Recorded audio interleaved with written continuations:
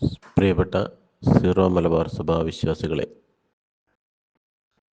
പ്രതിസന്ധി രൂക്ഷമായിരിക്കുന്ന എറണാകുളം അങ്കമാലി അതിരൂപത സീറോ മലബാർ സഭയുടെ ആസ്ഥാന ദേവാലയമായ ബ്രോഡ്വേയിലുള്ള സെൻറ് മേരീസ് കത്തീഡ്രൽ ബസിലിക്കയിൽ കോടതി വിധി നിലനിൽക്കെ അതിനെ മറികടന്ന് അതിനെ കോടതിയെ ലക്ഷ്യം കാണിച്ച് ഇവിടെ ഡിസംബർ 1 തീയതി തുടങ്ങി സഭ നിരോധിച്ചിട്ടുള്ള സീറോ മലബാർ സഭയുടെ സിനഡ് ഇല്ലിസിറ്റ് എന്ന് പ്രഖ്യാപിച്ചിട്ടുള്ള ജനാഭിമുഖ കുർബാന ഇവിടുത്തെ അഡ്മിനിസ്ട്രേറ്ററായ തോമസ് മങ്ങാട്ട് ആരംഭിച്ചു. തികച്ചും കോടതിയലക്ഷ്യവും നീതിക്കും ധാർമ്മികതയ്ക്കും വിരുദ്ധമായ രീതിയിൽ ഏകപക്ഷീയമായ തീരുമാനമെടുത്തതിനെ അദ്ദേഹം കൊടുത്ത കോടതിയുടെ പ്രൊട്ടക്ഷൻ കേസിൽ അദ്ദേഹത്തിന് തന്നെ വലിയ തിരിച്ചടിയായി ഈ കേസ് മാറുകയുണ്ടായി. അവിടെ 10 തീയതി വിശ്വാസ സമൂഹം ഒന്നടങ്കം അവിടെ കടന്നു ചെല്ലുകയും ഇല്ലിസിറ്റ് കുർബാന അർപ്പിക്കാൻ അനുവദിക്കുകയില്ല എന്നും തങ്ങൾ കാണിച്ചത് കോടതിയെ ലക്ഷ്യമാണെന്നും അതിനെ നീതിന്യായ വകുപ്പിനെയും ഇന്ത്യൻ ഭരണഘടനയെയും നീതിപീഠത്തെയും അനുസരിക്കാൻ താങ്കൾ ബാധ്യസ്ഥനാണെന്നും ചൂണ്ടിക്കാട്ടി. ചില്ലറ കശപിശകൾക്കൊടുവിൽ അസിസ്റ്റന്റ് കമ്മീഷണർ വരികയും അദ്ദേഹത്തിന് കാര്യങ്ങൾ ബോധ്യപ്പെടുകയും വികാരിയോടും വിമതരോടും അവിടുന്ന് മാറിപ്പോകുവാൻ ആവശ്യപ്പെടുകയും ചെയ്തു. പിറ്റേ ദിവസം ഉണ്ടായ കോടതി വിധിയിൽ അദ്ദേഹത്തിന് പള്ളിയിൽ പ്രവേശിക്കാം, എന്നാൽ കൂദാശകളോ മറ്റ് കാര്യങ്ങളോ ഒന്നും ചെയ്യാൻ പാടില്ല എന്ന് കോടതി കർശന നിർദ്ദേശം കൊടുത്തിരിക്കുകയാണ്.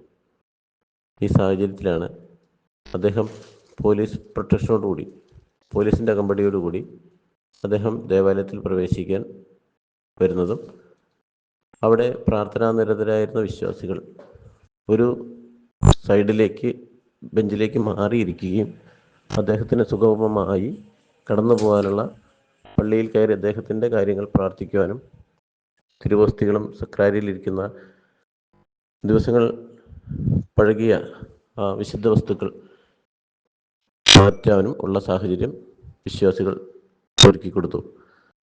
എങ്കിലും അതിക്രമിച്ച് കയറാൻ വന്ന അസിസ്റ്റന്റ് വികാരിമാരെ വിശ്വാസികൾ തടയുകയും ചെയ്തു. അതിൻ്റെ നേർക്കാഴ്ചകളാണ് നിങ്ങൾ കണ്ടുകൊണ്ടിരിക്കുന്നത്. ഇതിന് വിപരീതമായി പല സോഷ്യൽ മീഡിയ ചാനലുകളിലും പല വ്യക്തികളും, പ്രത്യേകിച്ച് തൃപ്പൂണിത്തുറയിലെ വലിയ കുടിമൂത്ത ആസ്ഥാന നുണയനായ വിമതനും ഒരുപാട് ഗോസിപ്പുകളോടെ വീഡിയോകൾ പ്രചരിപ്പിക്കുകയുണ്ടായി.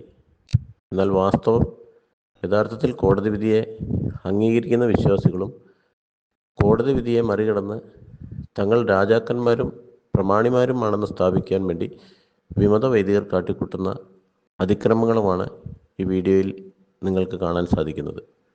പ്രിയമുള്ളവരെ,